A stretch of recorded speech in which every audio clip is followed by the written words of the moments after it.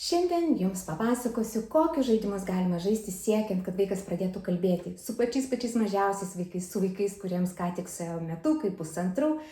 Tai yra su vaikais einančiais antruosius savo gyvenimo metus nuo 12 iki 24 mėnesių. Konsultacijų, mentorišių metu aš pastebiu, kad daugelis tėvų auginančių mažus vaikus tikrai nerimauja, nes informacijos aplinkui labai daug ir ji dažnai prieštaringa. Tėvai nežino, ko pasikliauti, ko tikėti, o ko ne. Jie lygina savo vaiką su įvairiomis raidos lentelėmis, ar ten kitų vaikų pasiekimais, su kaimyno darželio ar giminaičių vaikais. Ir dėl to dar labiau stresuoja, nes atrodo, kad jų vaikui kažkas yra ne taip. Deja, taip jau yra, kai mes turime vaikų ir nesvarbu, maži jie ar suaugę, mes tėvai visada dėl jų pergyvensime ir tai yra normalu. Nenormalu yra perdėtai stresuoti, nes tai kenkia sveikatai. Nors yra ir kitokių tėvų, kurie gyvena atsipūtę, juk vaikas kažkaip tai auga, visų užaugo ir mano užaugs, visų pradėjo kalbėti ir mano kalbės ir nesuka savo per daug galvos. Tegul vaikas auga savo ritmu. Ir čia norėčiau pasakyti, kad tiesa yra kažkur per vidurį. Gyventi nuolatinėme strese tikrai neverta ir jei yra neramu, geriau pasikonsultuoti galite ir su manimi, nuorodą įdėsiu po video, bet stebėti vaiko raidą reikėtų, geriau nepalikti to savieigai, nes kuo anksčiau pastebimas kalbos raidos sulėtėjimas ar ten galimas sutrikimas, tuo lengviau ir greičiau galima vaikui padėti, ypač iki 3 metų, nes tai pats jautriausias laikotarpis kalbos vystymuisi. Įsivaizduokite, kad kalba tai žydinti gėlė. Kad užaugtų ta gėlė, pirmiausia, mes pasodiname daigelį ir jei pastebime, kad daigelis silpnas ir gležnas, kągi mes darome? Mes jį prižiūrime, imame laistyti, tręšti, vis taip stipriname augalą, padedame jam augti, bet jei nepastebėsim, lauksim per ilgai, gėlė gal ir užaugs, bet greičiausiai nepražys. Kalba nesuklesti savaime, bet jei nuo pat pradžių padedam jai augti, tikimybė, kad ji išsivystys sėkmingai, yra daug didesnė. Todėl nereikia laukti, kol gal pradės kalbėti, nes jei nepradės, tuomet gali kilti daug problemų. Kaip vaikas išmoksta kalbėti? Kas yra ankstyvoji kalbos raida? Tai yra tam tikras procesas, kurį vaikas turi praeiti. Jis pereina nuo momento, kai vaikas visiškai tyli, iki momento, kai jis ištaria pirmosius paprastus sakinius. Ir štai šis kalbos raidos procesas apima kelis etapus. Pirmiausia, vystosi garsų mėgdžiojimas, tai yra mėgdžiojimas atsiranda kalbėjimo pradžioje, po gūgavimo ir čiauškėjimo. Jei vaikas gūgavo ir čiauškėjo. Vaikas pamažu pradeda kartoti garsus ir paprastus garsų junginius. Tai įvyksta 6-10 mėnesių laikotarpyje, vėliausiai garsų mėgdžiojimas turi atsirasti iki 12 mėnesių. Jei vaikas jau yra kokiu 80 mėnesių ir garsų nemėgdžioja, vertėtų vaiką paskatinti. Tai galima padaryti taip. Pasiklausote, ką vaikas niurna arba kokius garsus jisai skleidžia ir tą patį pakartojate paskui jį. Pavyzdžiui, vaikas taria kai jis nutyla, jūs lygiai taip pat pakartojat ir laukiate, kada vėl vaikas kažką ištars ir vėl paskui jį kartojate. Po kiek laiko vaikas supras, kad čia kažkoks žaidimas, į kurį esate įsitraukę ir dažniausiai vaikui tai labai patinka. Kelis kartus tokiu būdu pažaidę garsais, po kelių dienų jūs vėl porą kartų pakartojat paskui vaiką ir jau jam užduodate savo sugalvotą garsą ar garsų junginį. Pavyzdžiui, dažnai vaikai garsus skleidžia kišdami pirštus ir burną, ar ai. Jūs tai pakartojat ir netikėtai ištartė be. Ką darys vaikas? Jis, aišku, gali nusijuokti ir viskas. Ir tai nieko baisaus. Vis dėlto tikėtina, kad jei tai padarysite kelis kartus, nebūtinai tą pačią dieną, vaikas paskui jūs pakartos. Po to, kai vaikas pradėjo mėgdžioti garsus, tai yra vaikas jau susidomėjęs ir kartu su mumis kartoja garsų junginius, nesvarbu, kad kartais tai visiškai netiksliai, bet mes jį giriame ir visaip skatiname už bet kokį bandymą praverti burnytę ir kažkaip tai pamėgdžioti garsą. Ir po šio proceso ateina antrasis etapas, kai mes prašome vaiko kartoti paskui mus paprastus skiemenukus. Tai yra mėgdžioti gyvūnų balsus, mū, au, miau, arba visokius garsų junginius, tuk, bum, op ir taip toliau. Ir kai vaikas jau sąmoningai paskui mus kartoja paprastus skiemenis, ateina trečiasis etapas, mes motyvuojame vaiką kartoti paskui mus paprastus žodžius lėlė, koja, gėlė. Ir ketvirtas etapas, kai jau vaikas kalba sakiniais.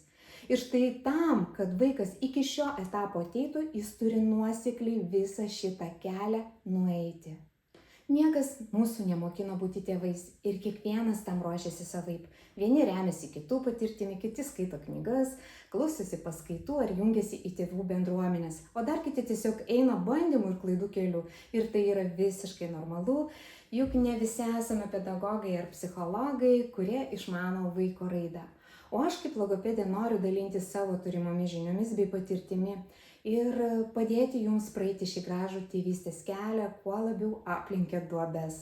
Ir noriu ne tik paaiškinti kalbos raidos ypatumus, bet ir suteikti įrankius, kurių pagalba jūs galite skatinti vaiką kalbėti. Mes su dukra, o ji yra specialioji pedagogė, sukūrėme logopedinę priemonę Garsažodžių sekos, kuris skatina vaiką kartoti įvairius garsus nuo gyvūnų balsų iki garsų junginių. Reikia suprasti, kad ši priemonė nėra kažkokia tai stebuklinga tabletė ar panacėja, bet ji tikrai gali būti naudingas įrankis žaidžiant su vaiku. Pati savaime priemonė, ji tikrai nepaskatins vaiko kalbėti, tam reikia jūsų įdėtų pastangų, reikia sugalvoti kažkokių linksmesnių žaidimų, o ne tik paklausti, kur yra kažkas. Beje, labai dažna klaida, kai vaiko klausiama ne kur katė, o kur miau.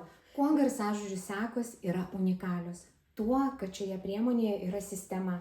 Kortelės yra taip sujungtos į tam tikrus blokus. Pavyzdžiui, 2 lapai su vienodas garsažodžiais ir kiti 2 lapai su vienodais garsažodžiais. Ir 5 lapas skirtas 4 garsažodžių pakartojimui bei įtvirtinimui. Kam reikia 2 lapų su tais pačiais garsažodžiais? Iš pradžių mokomės išgirsti bei priskirti garsažodį konkrečiam paveikslėliui. Na, sakykime, me, be.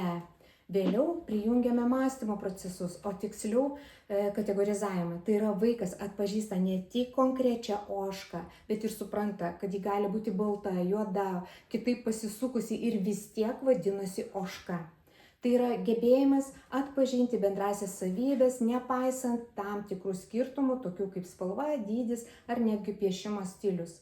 Iš pradžių pasirinkite tokias korteles, kad būtų du garsai ten, pi, tu ar kažkaip tai kitaip, o paskiau jau niam, alio. Dar yra 4 kortelės su paslėptais paveikslėliais. Vaikas turi atpažinti, kas stovi žolėje. Tokios kortelės sukurtas tikrai ne šiaip sau, labai dažnai nekalbančius vaikus ar vaikus su vėluojančia kalbos raida lydi ir regimojo suvokimo sunkumai. Taip, kaip minėjau, Garsažodžių sekos yra išties universalios ir nereikia apsiriboti vien tik paveikslėlių žiūrėjimu. Galite atsišviesti, juos išsikirpti, leisti vaikui išrūšiuoti, tuo pačiu skatinant ištarti garsažodžius, ten ar tū, ar pipi, galite netgi suglamžyti tos popierėlius atšviestus, mėtyti juos ir kartoti atitinkamus garsus. Pavyzdžiui, galite paprašyti vaiko uždengti visas mašinas, kad liktų tik traukiniai ir vaikas deda. Taip lavinsime ir rūšiavimą, ir dėmesį, o jei vaikas yra didelis ir garsų įtvirtinimą, pavyzdžiui, čia vien tik traukiniai ar netgi skaitimą, pi, tų, paskaito, kas čia parašyta, žodžiu, gavus šią priemonę ir įjungus fantaziją, ji tikrai gali tapti daugiafunkcinė. Vaikas galės ne tik žiūrėti paveikslėlius, kartojant garsažodžius, bet galima panaudoti ir vyresniems vaikams. Pavyzdžiui, jei norite įtvirtinti kokį nors konkretų garsą, na šiuo atveju L, laivas, lėktuvas. Ir dar visiškai atsitiktinai atradau, kad galima vaiką išmokyti tarti žodį tupi. Traukinys tu, mašina pi, tupi. Šios garsažodžių sekos tai ne tik žaismingas būdas skatinti vaikus mėgdžioti garsus, bet ir lavinti jų dėmesį, artikuliaciją, supratimą. Tai logopedų jau išbandyta ir pamėgta priemonė, ji yra naudojama ir ankstyvosios reabilitacijos centruose. Būtent kuriant tokias priemonės ir matant jų naudą vaikams ir gimė mintis dalintis to plačiau. Kodėl aš pradėjau vesti šį kanalą? Todėl, kad galiu dirbti tik su ribotu skaičiumi vaikų ir konsultuoti tik ribotą skaičių tėvų, o užklausų ateina labai daug ir neužtenka nei laiko, nei jėgų visiems padėti. Tad, o jūsų su manimi praleistas laikas, jūsų komentarai, bet kokia jūsų reakcija yra man atgalinis ryšys, tai leidžia suprasti, kad aš netuščiai leidžiu čia laiką, kad suteikiu jums naudos, žinių, vertės ir pagalbos. Taigi, jei jums patiko šis turinys, nepamirškite sureaguoti, tai bus padėko ženklas man, o aš atsisveikinu ir susitiksime už 2 savaičių. Iki.